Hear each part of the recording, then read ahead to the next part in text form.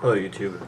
I'm here today to make a quick video about basically wrapping coils for beginners. This isn't going to be showcasing, crazy super sub-ohm micro coil builds. This is just, you're buying your first mech, you kind of going into it in the dark and you don't know what you're doing. Hopefully this video will give you something to go on. So yeah. I think first thing I'd like to touch on is the gauge of wire you're going to want to use. I would recommend for starting 28. I mean, you could go down lower like 26, but the lower you go in gauge, essentially the thicker the wire you get and the harder it is to get higher resistance builds. You can use 24 gauge and build a 1 ohm coil, but guess what, it's going to take forever to heat up. So your best bet with starting is 28 gauge. It's relatively easy to work with. You can get 1 ohm coils no problem, single coil, dual coil, whichever way you want to go. But yeah, I'm going to touch very slightly on battery safety and coil safety.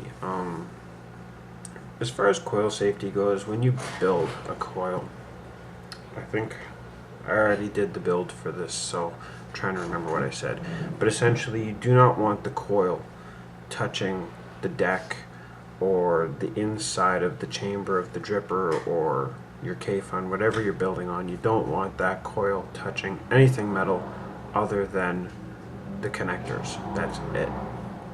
So with that being said, getting into battery safety, if you build your coil and you go to fire it and it's not firing, or the mod starts getting really hot, don't try and keep firing it figuring okay, it'll work itself out. It won't.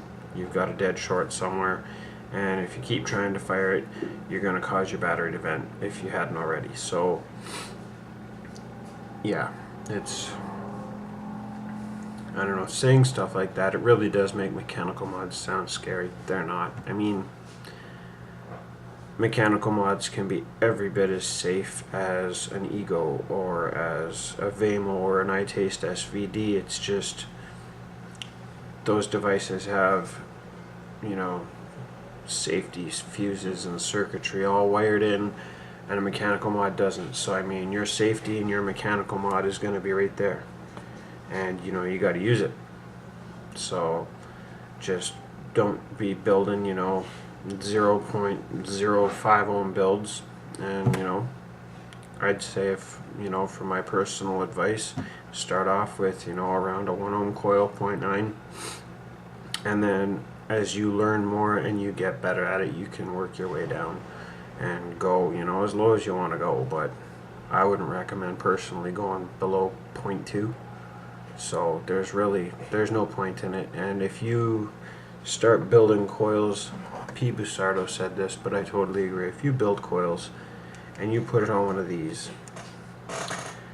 and those numbers say 0.0 anything, 0.09 whatever or lower, you have no idea what it really is, because these are not accurate enough to measure coils that low. You could see on here it's 0.08, which technically you can pulse fire it. You can start looking into that. I'm not going to elaborate. You can pulse fire it and get away with it. But what if this is wrong? And what if it's really a 0.04? And you're outside of your limits now, even for pulse firing. So I mean, there's just, it's not worth it. You don't get that much extra performance. You want bigger clouds, go more airflow. So with that being said, I'll stop rambling for now. I'm going to do a quick build, and then I'll come back up and I'll talk a little bit more about this and make some recommendations. If anybody's looking at buying something and what do I get, in my personal experience, I would make some recommendations on what I find to be decent performing devices that are relatively newbie friendly. So with that being said, we'll take it down and I'll do a build and show you guys that.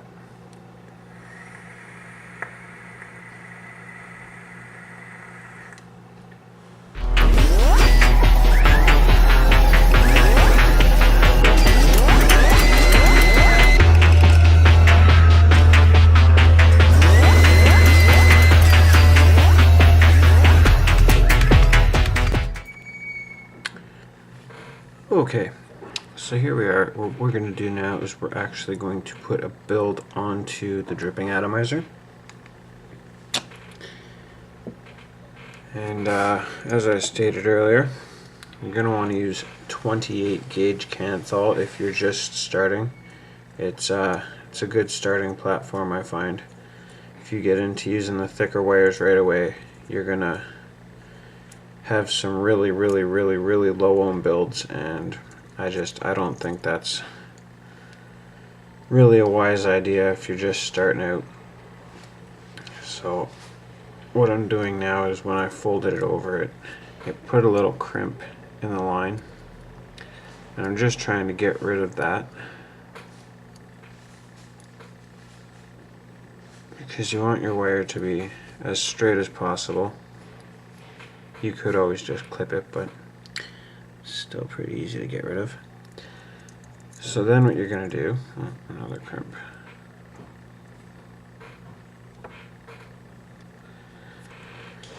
is you're going to grab yourself about two, well, it depends how many coils you're going to build. I'm going to do a dual coil build, and you're going to learn to hate it when that happens with your Canthal. So you're going to take about two 6-inch lengths of Canthal. And when I say like two 6-inch lengths, you can eye them out. You don't need to measure them out with a ruler or anything. It's not that critical.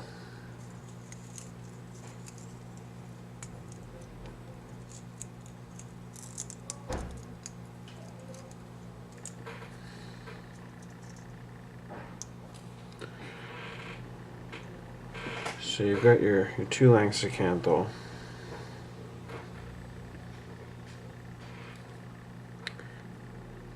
And then what you're going to want is you're going to want something like a screwdriver or a drill bit to wrap your coils on.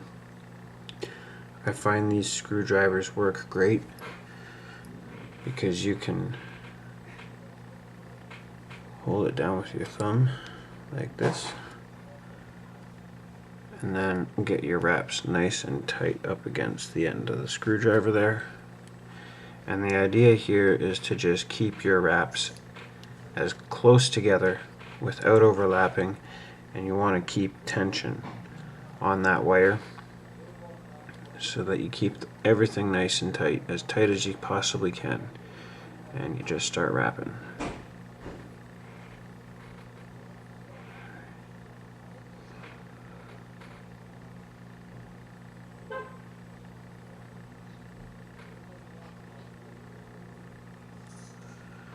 So I just gave 9 wraps, and then what I like to do just for good measure is flip the coil around. Actually, I'm going to undo that first wrap. We're going to make this 8 wraps.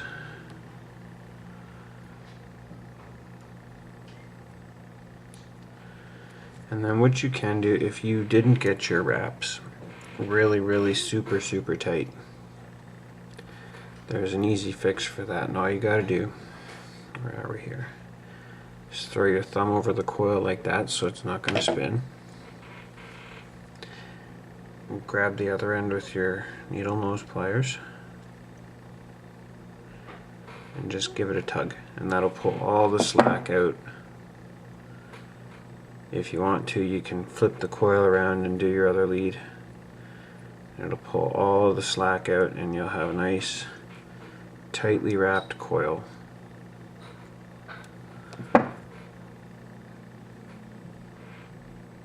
it should look like that. And you're going to notice when you pull it off, it's not going to be perfect the first time out. That's okay. You will definitely have the chance to straighten it up later. So I'm just going to do the same thing again.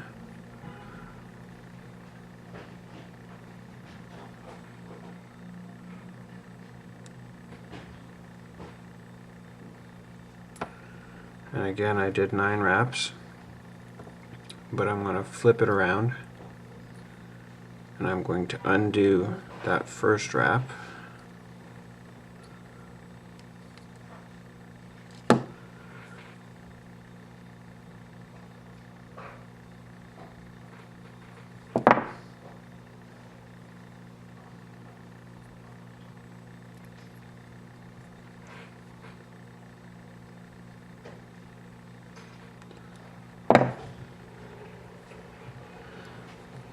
And again,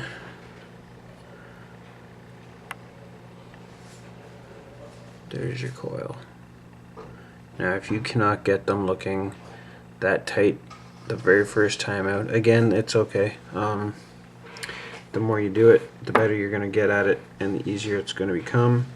What I usually, or at least used to like to do, was to kind of just hold them up side by side, make sure that they're, you know, one doesn't have an additional wrap that the other one doesn't.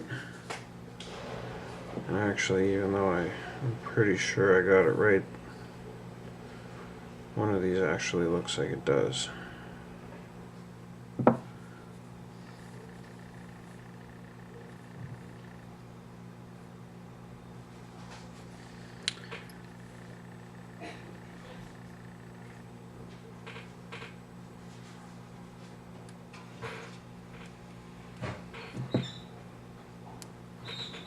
Yeah. So as you can see, it is very important to be pretty sure of how many wraps you got. You do want your coils to have the same amount of wraps, because otherwise when you do get them on to the deck and you start to try and fire it, you're going to find that they don't fire evenly. One's going to glow up a lot faster than the other one will. And I mean, I guess it's not catastrophic in the grand scheme of things, but you're going to notice that you put juice on and one of your coils is going to go dry a lot faster than the other one. So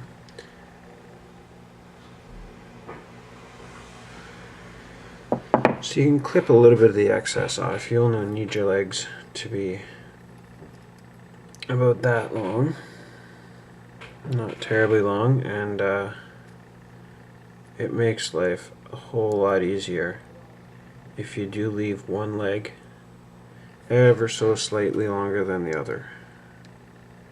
It makes it much easier to mount. So there's one done.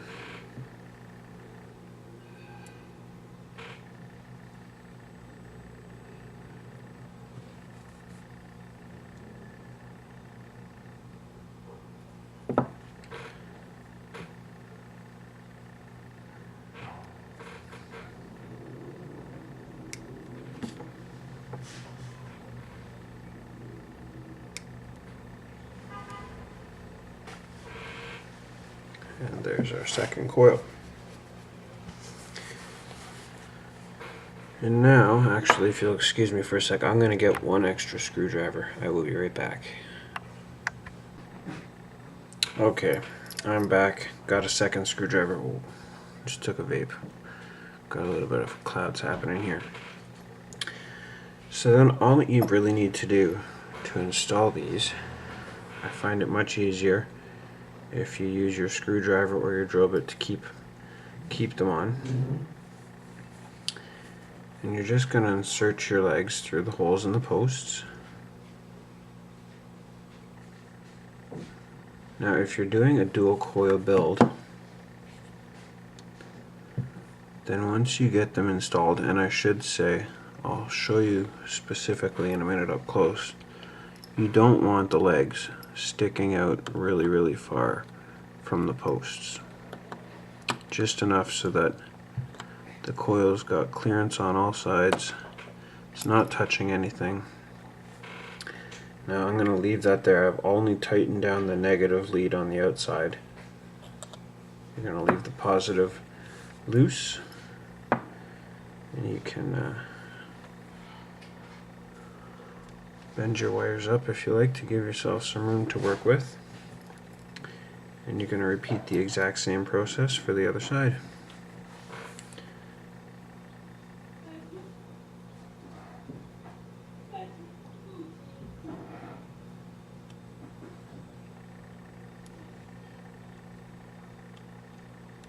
It would help if that screw was loosened off.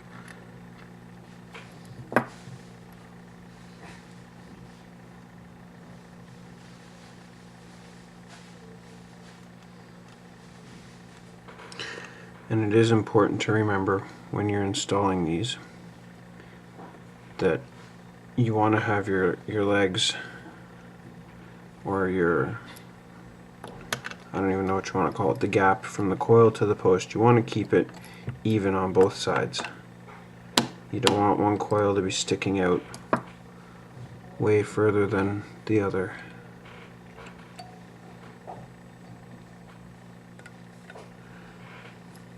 And then you can go ahead and snug down your center post.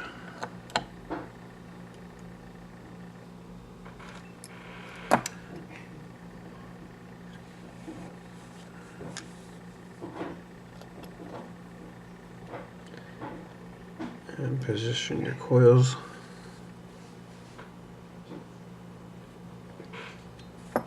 So I'm going to now clip off all my leads.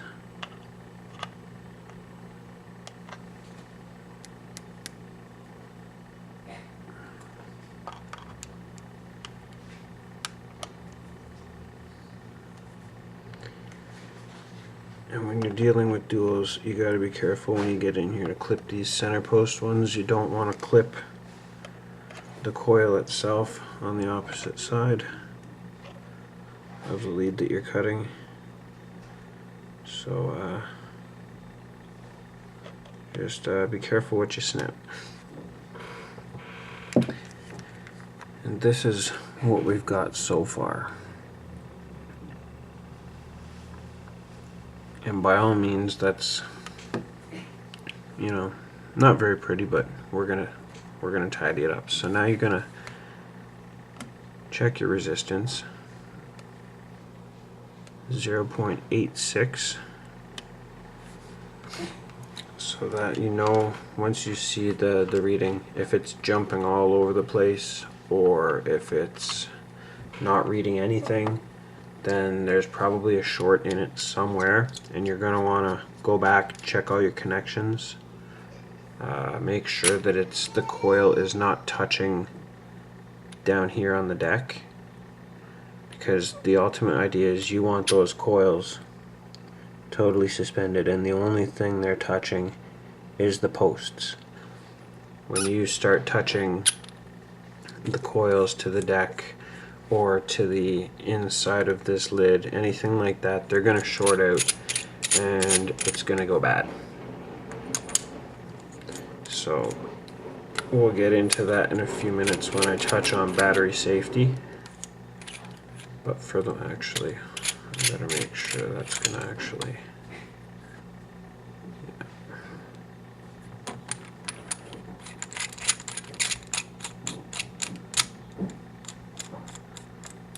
okay, so now what you want to do is just pulse your coils. You're going to get them so they start to glow like this.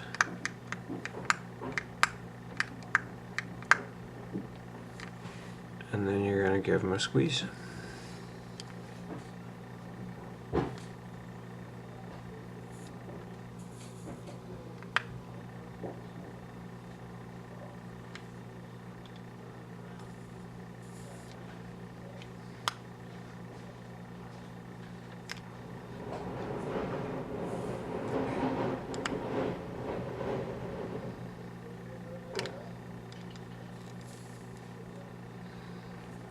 And the idea is that you want them glowing from the inside out.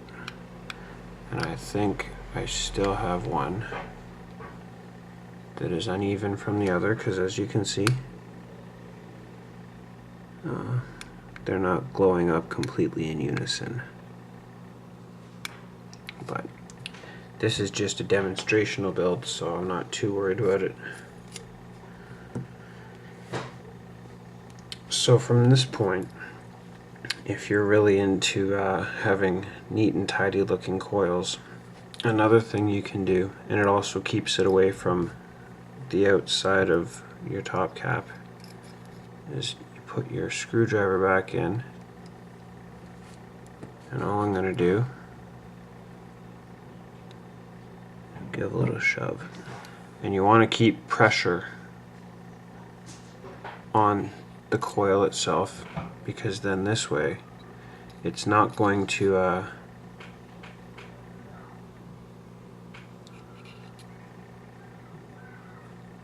it's not going to basically start to overlap one of your leads over top of your coils.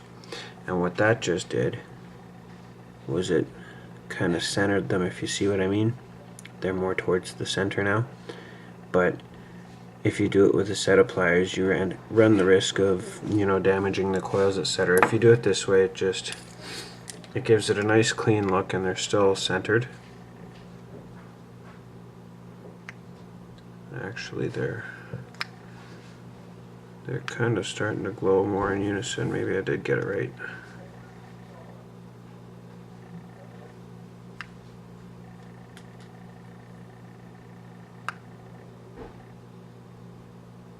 Okay.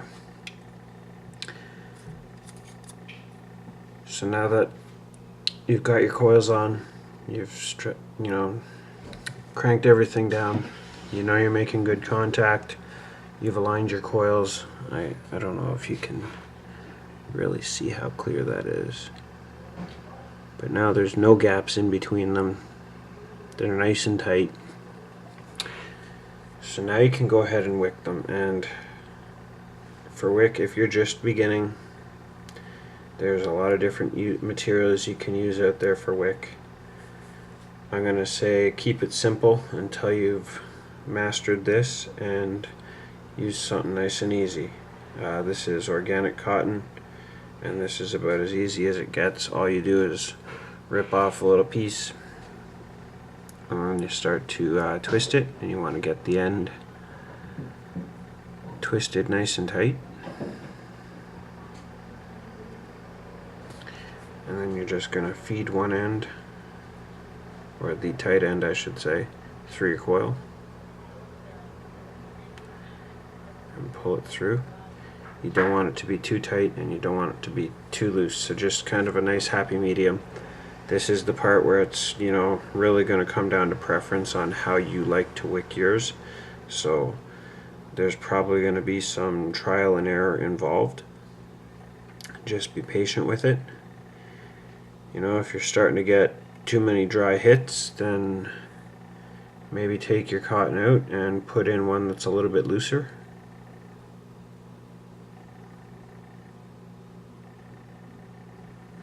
That's almost too loose.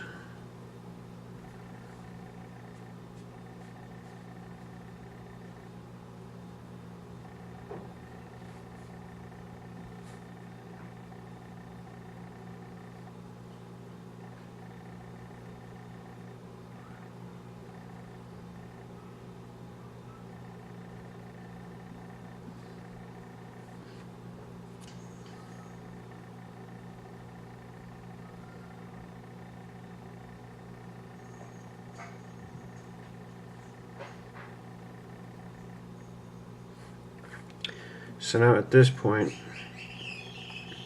sorry, cat's got her toy.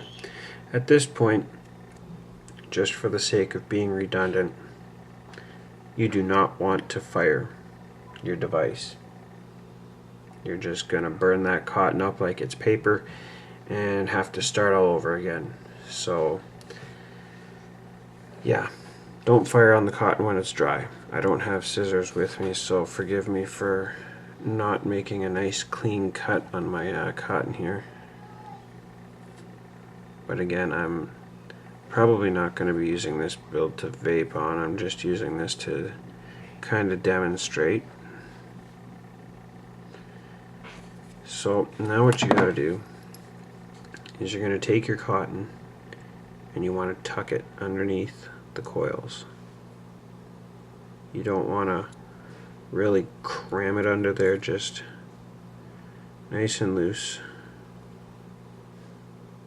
because when you do wet this cotton down, it's going to expand, and that's also why you don't want to run it through the coil too tight, because once you get some juice on it and it expands, the coil itself could kind of constrict the coil, and then it's not going to wick the way you would like it to.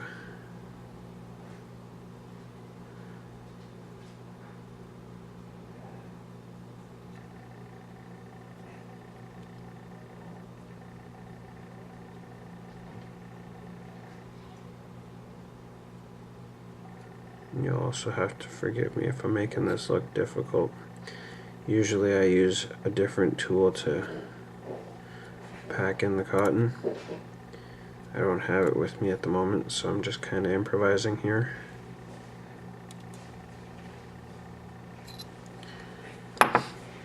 And this is something what your finished product is going to look like. It's not pretty, but whatever. So at this point you're going to take some juice,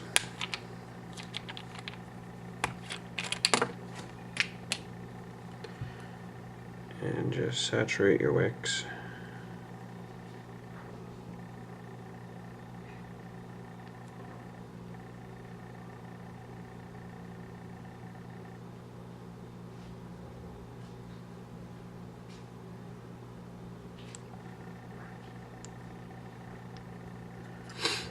And now you can give it a test fire, and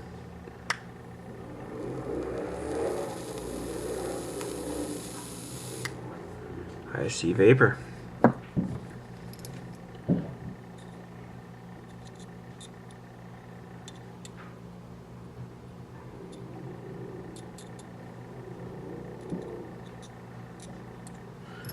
All right, I'd say we're good to put the top cap back on now.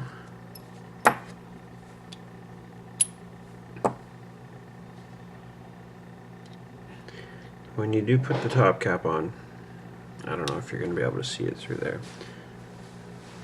You're going to want the air holes lined up with the coils. So that way when you inhale, you're getting air pressure or air flow directly on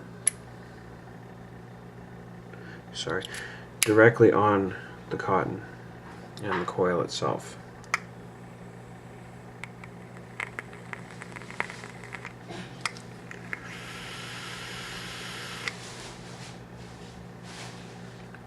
And there you have it. That is essentially how you're going to build a dripper. As you kind of go along and learn more, you're probably going to look back at this video and think that's the cheesiest build ever. But I mean, if you're just starting out, that's really all you need. If you start trying to get into the super intricate, you know, this coil and that coil and whatever, Siamese parallel, blah blah blah coils, you're just going to end up biting off more than you can chew. Learn to walk before you run, right? So anyhow, I'm going to take the camera back up and we'll talk about this a bit more, and hopefully I can answer any other questions that might be going through your head. Okay, so that was a 0.9-ish, we'll call it, build on a Qzar. I was using a Nemesis to fire it on, and if you're a newbie, this is one of the devices I would recommend starting with. They're definitely not bad. They have a magnet upgrade for the switch, which I would recommend getting, but overall these are good devices. Can't go wrong. And yeah, I think one other device that I would recommend almost over the Nemesis, because this was really my first mechanical mod. I had one or two before, but they were just junk and weren't worth, you know, their weight in scrap metal. But another one that I really liked, I actually like it more than the Nemesis, is the Stingrays. You know, a brass Stingray or a stainless steel Stingray. They're really nice mods too. They come with the magnetic switch already. You don't have to worry about upgrading them. And they got a really short throw for the switch, so you know they're also very good mods. If you're looking to get into tanks, there's always the K-Fun option. K-Funs are nice, but I find that K-Funs are, from me personally, they're almost starting to get a little dated. If I was going to make a recommendation, I would suggest a Fogger version 4 personally for a tank. You're going to have more capacity for juice in it, dual coil, native capabilities, and it's slightly harder to build on, but overall I think you're going to get more bang for your buck with a Fogger. As far as dripping atomizers go, there's so many to list. I think there's more that it would make more sense for me to list the ones that I would say to stay away from than to get. I mean, a dripper's a dripper, you can't really go wrong. For a beginner, the Zenith is nice. You can go dual or single coil with it.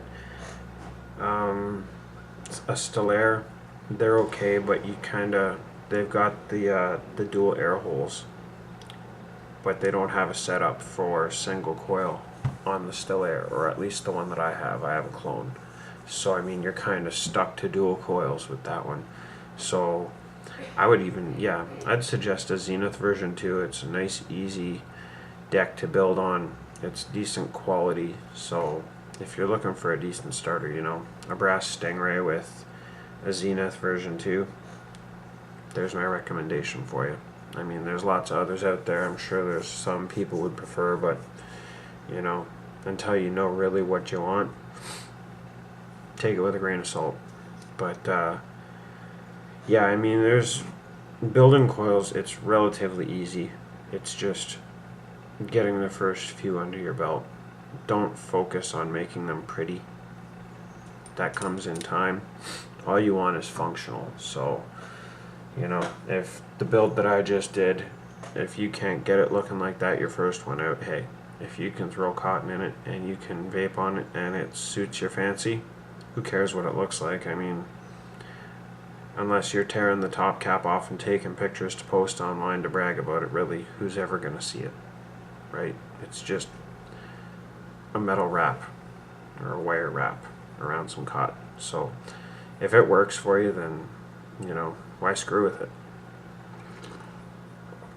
So I think that's just about all that I want to really say about it. I mean, I did very briefly touch on battery safety. I can't stress enough, when you buy a dripping atomizer or a K-Fun or anything that's rebuildable, get one of these things. I mean, they're like 15 to maybe 20 bucks depending where you go. It's the most essential part of rebuilding, so for 15 or 20 bucks, how can you put a price on your personal safety, you know? So absolutely get one of those. They have various different Ohm's law calculators that you can get online. You can download them on your, you know, smartphone, iPhone, Android, whatever you got. They do have Ohm's law calculators out there, and yeah, it's not hard to get the information. Just got to put in the time, you know. So with that being said, I'm going to cut this video down because I've tried to make this video a few times and have not written down any pointers, and it's just way too easy to ramble on and on and on and really not talk about anything. So I'm going to keep it short and sweet. You got your build. You know, just bear in mind, keep battery safety in mind. Check your coils before you fire them. you know, I don't think you can go wrong. The sky's the limit really with rebuildables, so it's just a matter of getting the practice in and, you know, playing safe, as I like to say at the end of the video. So until the next time, play safe and vape on.